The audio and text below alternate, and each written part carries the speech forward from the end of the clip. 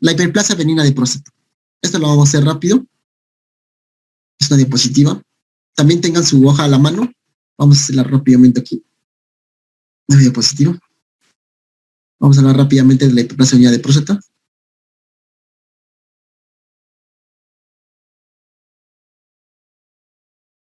Listo. La que deben tomar mucha atención, porque es un tema muy importante, es un tema que va a venir alguna pregunta de urología en el examen. Es caserito. Es muy caserito. La hiperplasia benigna de próstata. Definición. El crecimiento de la próstata más los síntomas del tracto urinario inferior, o en inglés llamado LUTS. Que los síntomas LUTS pueden ser de causa irritativa u obstructiva, que pueden ser polaquiuria, nicturia, tenesmo, sensación de evacuación incompleta, goteo posicional, que ahorita lo vamos a ver. Lo que ustedes deben saber es que la definición: aumento de volumen de la próstata que genera síntomas urinarios, es como se define la hiperplasia benigna de próstata. Porque si nosotros en un paciente vemos su próstata grande, que generalmente nos crece a todos, o nos va a crecer a todos los varones a partir de los 45 o 50 años, no necesariamente tenía HBP la enfermedad. O sea, la enfermedad es el crecimiento más acompañado de estos síntomas.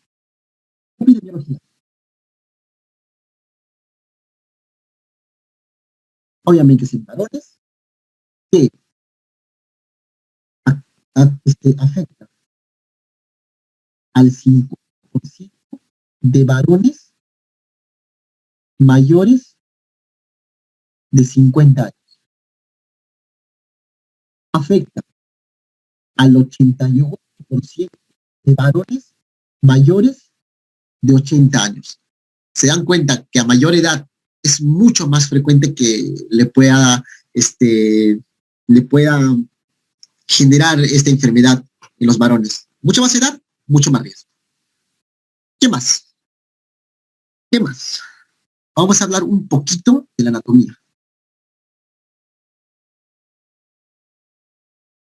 Anatomía de la próstata. Pero esa anatomía la vamos a ver aquí. Por aquí ya está escrita. Cuando hablamos de la anatomía de la próstata, hacemos referencia a una clasificación, la clasificación de McNeil. McNeil ha dividido la próstata en dos partes. Una zona fibroelástica y la otra zona que la divide en zonas. Una zona periférica, una zona central y una zona de transición. ¿Ya? Aquí están escritas, ¿eh? La zona de abajo para arriba. La zona de transición representa aproximadamente el 5% de la próstata. ¿Cuál es la característica de esta zona de transición? Que envuelve la uretra prostática. Aquí está la zona de transición. Es una parte pequeña y representa el 5% de toda la próstata. ¿Qué es lo importante en esta zona de transición? Que es donde nace principalmente o donde se genera principalmente la hiperplasia benigna de próstata. Eso les van a preguntar. ¿Dónde nace, según la clasificación de McNeil, dónde nace principalmente la hiperplasia benigna de próstata? En la zona de transición, o al revés. En la zona de transición, según la clasificación de McNeil, ¿qué genera principalmente qué enfermedad? La hiperplasia benigna de próstata. Aquí está, nuevamente, acá arriba. Hay otra zona, la zona central. Esta representa aproximadamente el 25% de la próstata. Aquí está. Esta es la zona central. ¿Cuál es una característica de la zona central? Es que si les van a preguntar, es la parte de la próstata que envuelve el conducto eyaculador. La zona central representa el 25% de la próstata y envuelve el conducto eyaculador. Y la zona periférica, que es la más grande, está acá, todo esto es la zona periférica, que está en la parte lateral, la parte anterior no, la parte lateral y la parte posterior, zona periférica, que representa el 70% de la mayor parte de la próstata, el 70% de la próstata, y es la que genera principalmente cáncer de próstata. Eso también les van a preguntar. Aquí por eso está con el símbolo de Villamédico. El símbolo que nos indican que es una pregunta frecuente y que no se les debe escapar. La zona de transición representa un 5% y es la que principalmente genera la hiperplasia benigna de próstata. Acuérdense así, la zona de transición es pequeñita, pero está envolviendo a la uretra. Entonces, cuando hay una enfermedad de HBP, esta generalmente crece para adentro, no para afuera, para adentro. Si crece para adentro, entonces lo que va a generar es la obstrucción de la salida de orina, porque está obstruyendo el conducto que lleva la orina. Es así. La zona periférica me genera principalmente cáncer de próstata. Representa el 70% de la próstata. Y esta, si se dan cuenta, está en la parte periférica, laterales y posterior. Es por eso que un tipo de tamizaje para el cáncer de próstata es el tacto rectal. Porque con el tacto rectal nosotros ingresamos a la parte posterior de la próstata y palpamos, buscamos nódulos, buscamos aberraciones, buscamos deformaciones, buscamos bordes irregulares que nos indiquen que podría ser cáncer de próstata. Así es como funciona. No se deben olvidar de eso. Aquí, anatomía. Y vamos a hablar de la anatomía. Vamos a hablar de la fisiopatología. Anatomía. Fisiopatología. Si hablamos de por qué se produce la hiperplasia benigna de próstata, básicamente es porque hay un desequilibrio entre la proliferación de células epiteliales de la próstata y el desequilibrio viene con la apoptosis de las células epiteliales de la próstata. O hay más proliferación, o estas no se destruyen y por eso generan más y más células y este crecimiento de células ayuda en el crecimiento del volumen de la próstata. Este crecimiento también viene influenciado por el factor de crecimiento tisular. O el factor de crecimiento también parecido a la insulina. Es por eso que los pacientes que son obesos o que tienen enfermedades metabólicas o aquellos pacientes con síndrome metabólico se están más predispuestos a tener hiperplasia benigna de próstata. ¿Qué más? ¿Qué más? Hemos hablado de que faltan los factores de riesgo.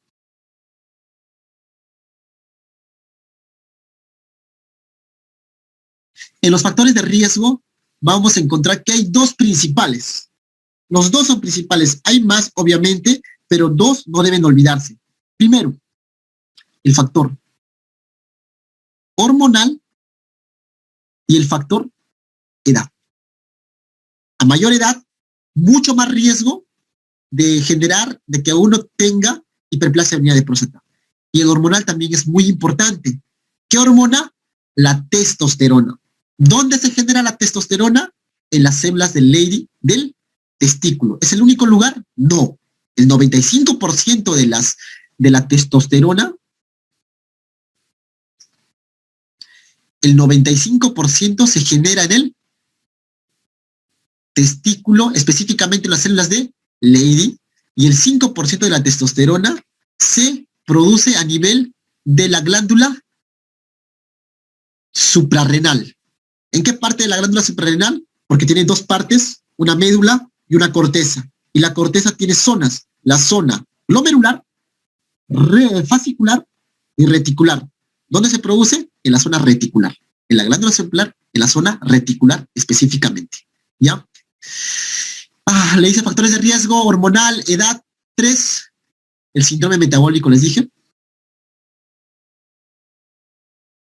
Metabólico y todo lo que esto incluye, normalmente el síndrome metabólico, las hiperglicemias, la obesidad, la dislipidemia, 4. ¿Qué más? Hay factores genéticos. No son tan importantes los metabólicos genéticos, pero también están descritos. Le he dicho que no se olviden de los más importantes, el hormonal y la edad. ¿Cómo es el diagnóstico de hiperplasia benigna de próstata? El diagnóstico se hace, el gol estándar, por biopsia. O sea, yo agarro una muestra de la próstata y veo que simplemente me dice hiperplasia, crecimiento de la próstata porque hay mayor proliferación de células. Pero no a todo el paciente que sospecho de HBP le voy a hacer biopsia. No, es el diagnóstico gol estándar definitivo. ¿Les hago a mis pacientes? No les hago. A mis pacientes los voy a diagnosticar de otra manera. Los voy a diagnosticar como el diagnóstico. Mira, con otro color, para que se vea mucho más bonito. El diagnóstico de estos pacientes, de los pacientes con HBP, se hace de 3 maneras, conjuntas, juntando estas 3 cosas. Juntando la clínica, juntando, no se ve la María, es lo feo, juntando la clínica, juntando el examen físico, ¿y qué más? Y juntamos los exámenes de laboratorio. Así hacemos el diagnóstico de hiperplasia benigna de próstata. En la clínica encontramos los síntomas LUTS. ¿Cuáles son los síntomas LUTS? Polaquiuria, nicturia, el paciente orina las noches. La polaquiuria se define como más de 7 a 8 veces de orinar durante el día. La nicturia se define como la necesidad de orinar y que esta interrumpe el sueño del paciente. El tenesmo vesical, la retención, el residuo postmisional que se queda en la vejiga, el goteo postmisional, la sensación de vaciado incompleto, son síntomas que me identifican que podría ser una hiperplasia benigna de próstata. Estos síntomas, en el HBP cuando hablamos, se pueden combinar en una escala que se usa generalmente, que es la escala, el IPSS, que es el Score Internacional de Síntomas Prostáticos, ¿ya? Todo esto hace referencia a un score que se hace en la práctica médica diaria, sí la hacemos en los pacientes, porque me hace referencia según a todos estos síntomas, se hacen preguntas en un cuestionario. Se hacen 8 preguntas, 7 tienen que ver con los síntomas y 1 tiene que ver con la calidad de vida del paciente. Y a partir de estos síntomas, nosotros ya clasificamos a los pacientes en síntomas leves, síntomas moderados y síntomas severos. ¿Qué más? En el diagnóstico, ¿qué más vemos? Nosotros vemos el examen físico, el tacto rectal. ¿Ya? En el tacto rectal. Aquí voy a hacer una diferencia de una vez, ¿ya? Para que ya no hablemos cuando hablemos cáncer de próstata. El tacto rectal en una próstata normal, en un HBP, en un cáncer de próstata. Las diferencias. Lo que ustedes deben saber. Normal. La próstata es móvil. En el HBP también es móvil. En el cáncer de próstata, no móvil. ¿Qué más? Consistencia. La consistencia es blanda.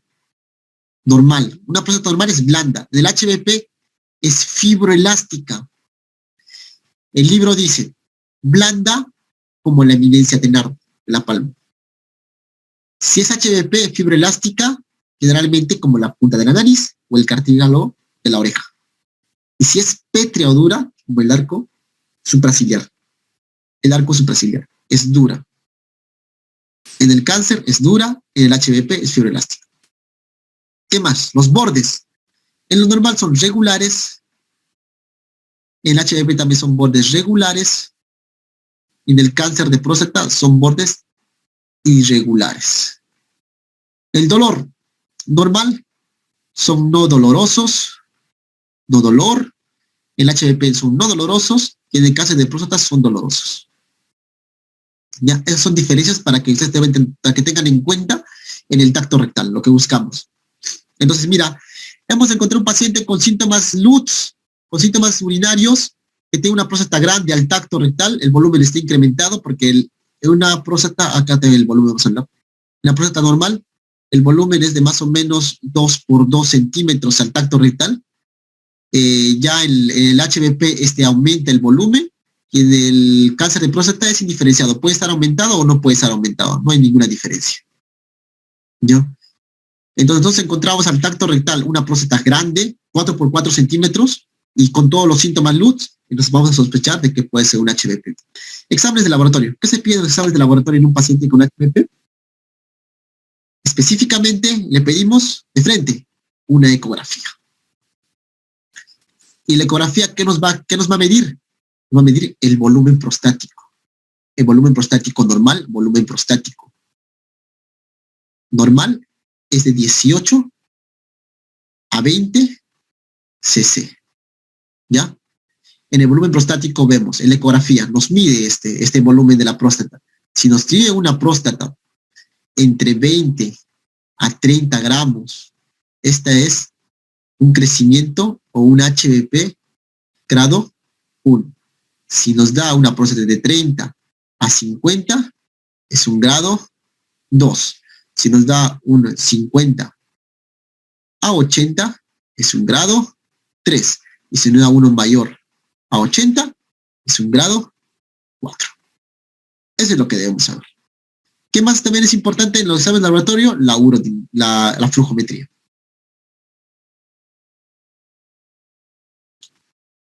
La flujometría es un examen que consiste en orinar en un recipiente y nos da unas curvas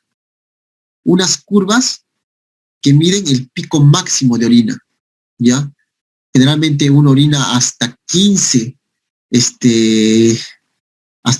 milímetros por segundo, es el pico máximo, pero si un paciente con HBP que no puede orinar, no llega a ese punto máximo, es bajo. Y orina así, en pedazos orina. Pero un paciente que está normal, orina llega hasta el punto máximo, orina todo lo que puede, hay un pico máximo y luego baja poco a poco. Pero un HBP no llega hasta ese pico máximo, baja. La flujometría, menos de 15 milímetros por segundo. Eso es lo que vemos, ¿ya? Es así. Y aquí vamos a hablar del tratamiento. Mira, lo que hemos hablado aquí en la diapositiva. Y ya con eso acabamos en fase de venida de próstata. Hemos hablado de la próstata, es un crecimiento, hay un aumento de volumen. La próstata tiene, anatómicamente se divide según McNeil en zonas, periférica, central y de transición. Clínicamente hay síntomas obstructivos y síntomas irritativos. Los síntomas irritativos son los mismos síntomas como si fuese una infección urinaria. Lo que dije, polaquiuria, nicturia, tenesmo vesical.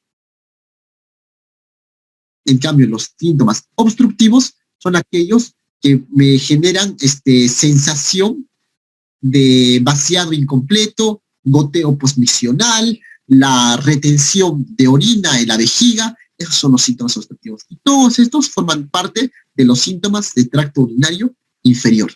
El diagnóstico, le decía que el diagnóstico es clínico, examen físico y laboratorial. Con todo esto, yo puedo decir hiperplasia benigna de próstata. ¿Ya? Por ejemplo, aquí me dan, este es un tamizaje de PSA. No tiene nada que ver la hiperplasia benigna con el próstata con el PSA, ¿ya? Porque si la próstata está grande, probablemente también haya mayor PSA, pero el PSA normalmente lo utilizamos para diferenciar o para el despistaje del cáncer de próstata, ¿ya? De este mismo tamizaje vamos a hablar más adelante cuando hablemos de cáncer de próstata. Pero normalmente entonces en un paciente con HBP sí aumenta y podría estar hasta 4 nanogramos por mililitro. El tratamiento. ¿Cómo tratamos a los pacientes con HBP? Los tratamos primero estilo de vida. En el estilo de vida, al paciente, ¿qué le vamos a decir? En las noches, como te levantas a orinar demasiado, no tomes mucho agua. ¿Qué le vamos a decir? Que debe evitar aquellos alimentos que puedan ocasionar irritación de la vejiga y puedan estimular hasta el vaciado de la vejiga, orinar. ¿Qué alimentos son? El paciente debe evitar alcohol, tabaco, los picantes, el café. Eso es lo que debe evitar. Hay un tratamiento médico. ¿Cuál es el tratamiento médico que se da en todas partes del mundo y en todas partes del Perú? La tamsulosina, que es un alfa bloqueador. Y como ya hablamos de la fisiología, sabemos que los alfa bloqueadores son los que inhiben son inhibidores adrenérgicos y estos inhiben la contracción del esfínter uretral interno, lo que ayuda en la desembocadura de orina. ¿Qué otro tratamiento tenemos? Los inhibidores de la 5-fosfodiesterasa. Estos son, por ejemplo, el tadalafilo, el sildenafilo. Tenemos los inhibidores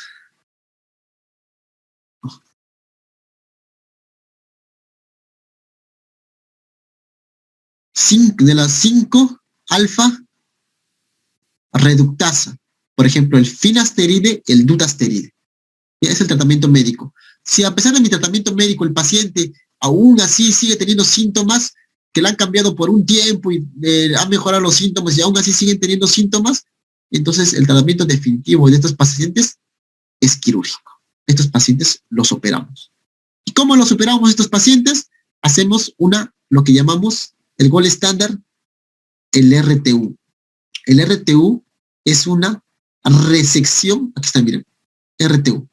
Es una operación endoscópica, que es la resección transureteral prostática. Ese es el RTUP. Resección transureteral prostática, que consiste en entrar, a ver si, entramos con una cámara, con la uretra, la cámara, y miramos la próstata con una asa.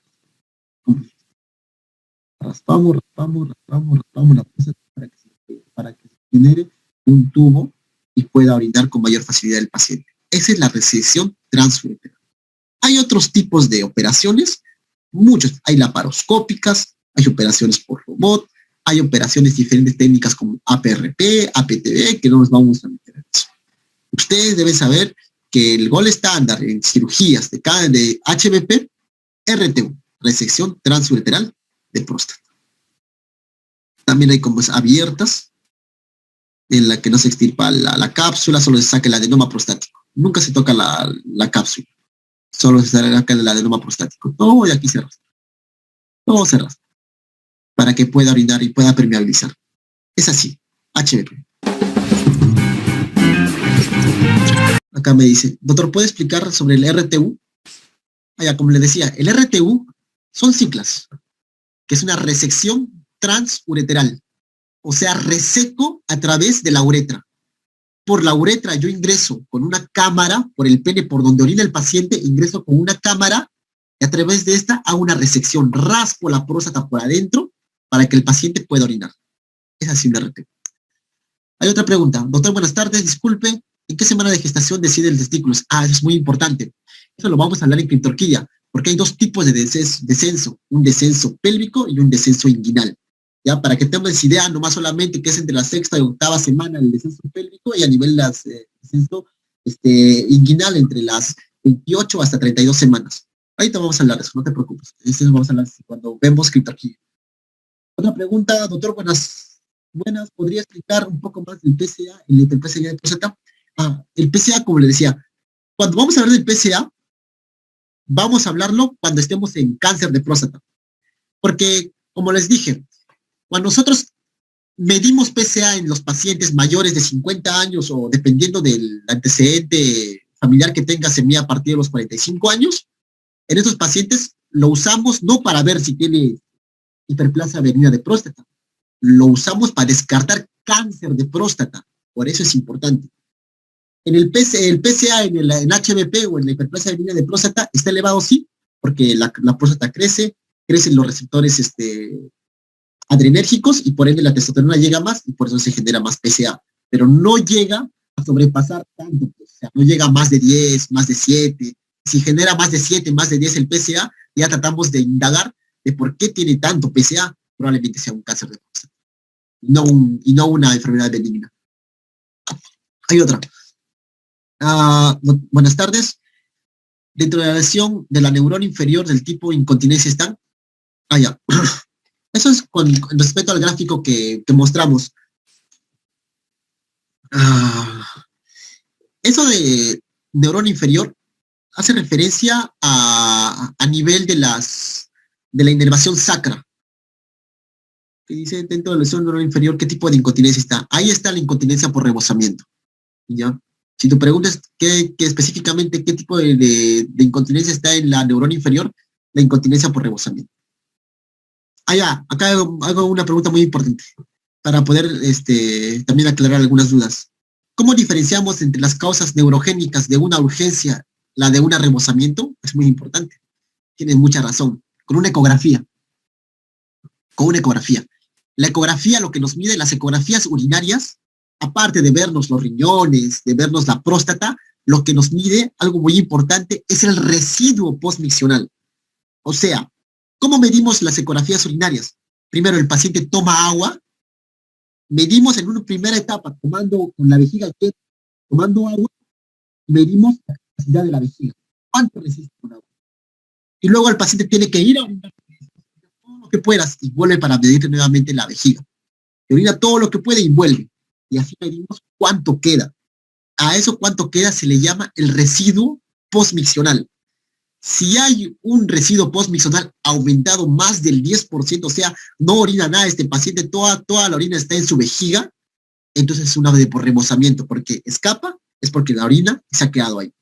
Pero si es una de urgencia, este paciente ni bien ha tenido un poquito de orina, lo ha botado. Ha botado esa orina. Entonces, el residuo postmiccional ya no se encuentra en la vejiga. ¿Cómo diferenciamos? Con la ecografía. Qué buena pregunta. Doctor, buenas tardes. ¿Cuál de las...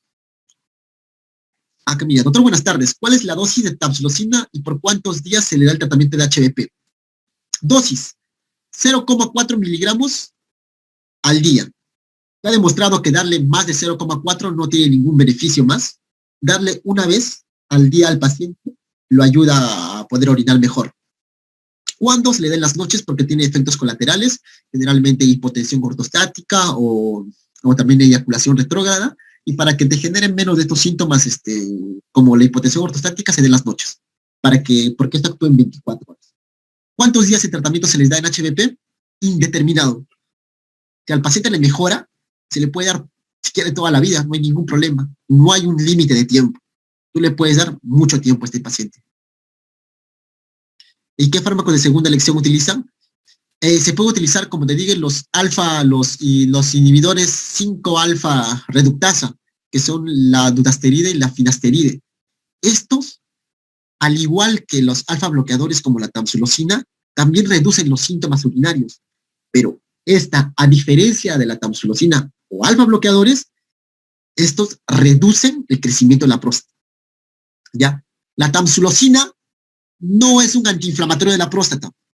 No disminuye el tamaño de la próstata. La tamsulosina, como su acción indica que es un alfa bloqueador, relaja el esfínter uretral interno y permite la salida de orina. ¿Ya? Pero los otros medicamentos, como lo son la 5-alfa reductasa, dentro de estos está la finasteride o dutasteride, estos sí reducen el tamaño. ¿Se pueden dar juntos? Sí se pueden dar. ¿Cuál es lo malo de dar juntos? Es que sus efectos colaterales también se potencian si dan juntos. El paciente tiene mucha más hipotensión ortática, mucho más, tiene pérdida de líbido, hay disfunción eréctil, entonces esos pacientes prefieren ya no seguir tomando los dos, prefieren ya no seguir con la terapia médica y prefieren operarse. Y los operamos. Dosis de la oxibutina, 10 miligramos. Cada 8 o 12 horas, dependiendo de cómo esté tolerando el paciente. ¿En quién está contraindicado la oxibutina? En pacientes con glaucoma agudo. En esos pacientes está contraindicado la oxibutina, glaucoma agudo.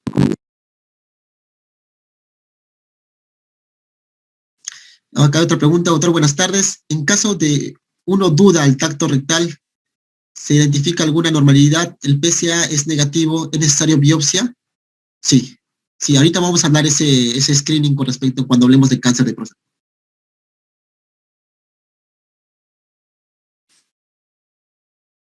Acá, doctor, ¿cuáles serían las indicaciones para iniciar tratamiento con HVP o finasteride antes que tamsulosina? No, no hay ninguna. Tú puedes iniciarle con finasteride o tamsulosina. Juntos le puedes dar, no hay ningún problema, pero ya he dicho, darle junto también potencia sus efectos colaterales. Lo malo es que en el MINSA no hay estos 5 inhibidores de 5 alfa reductasa. Finasteride no hay en el MINSA, si no les darían a todos los pacientes. Lo que sí hay son los alfa bloqueadores, es la tamsulosina.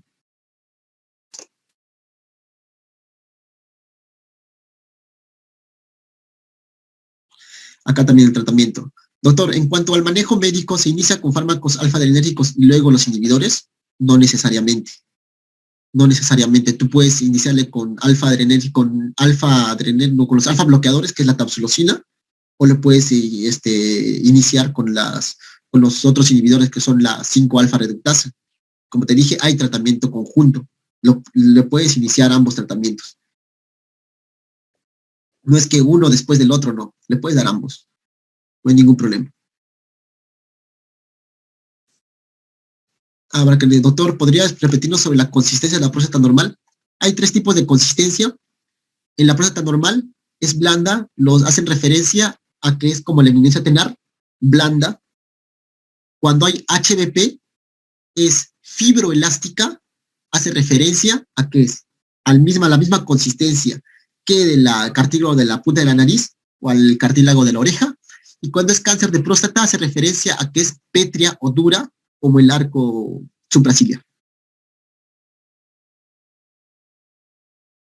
Doctor, ¿a qué me orienta encontrar una ecografía calcificación intraparenquimal de próstata? Nada, es otra cosa. Y eso generalmente por prostatitis crónica. Los pacientes pueden tener calcificación. Simplemente es una calcificación. No te preocupes. Mientras esta no te genere otros síntomas, no te preocupes. Pero si te genera síntomas, podrían ser de prostatitis crónica. Doctor, buenas tardes. Disculpe, ¿cuál es el residuo postmisional en la causa neurogénica por rebosamiento? Por rebosamiento, el residuo que queda más de 10% y es por rebosamiento. Si no queda residuo, ya podemos decir una vejiga neurogénica por urgencia. Doctor, ¿en qué caso escogemos la cirugía abierta? El volumen prostático. Eso estamos entrando mucho más a un campo que no les van a preguntar, pero ya pues, les respondo estas preguntas que me hacen. Me dice, ¿en qué caso elegimos una cirugía abierta? En los casos de próstatas muy grandes. Próstatas muy grandes, ya el tiempo en resecar por adentro la próstata puede generar otros efectos colaterales en el intraoperatorio. Estar exponiéndolo al paciente a un tiempo operatorio largo le podría generar trastornos de medio interno.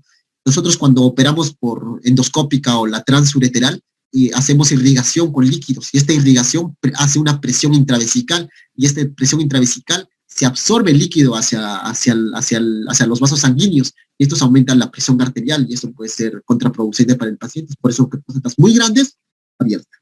Pequeñas o medianas, ya la endoscópica o RTU, resección transuretral.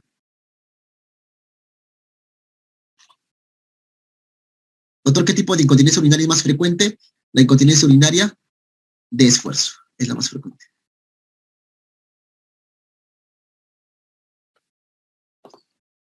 Doctor, ¿qué es mejor? ¿La eco para HBP, pélvico o transrectal? Es mucho mejor la transrectal, pero por incomodidad no se hace mucho al paciente.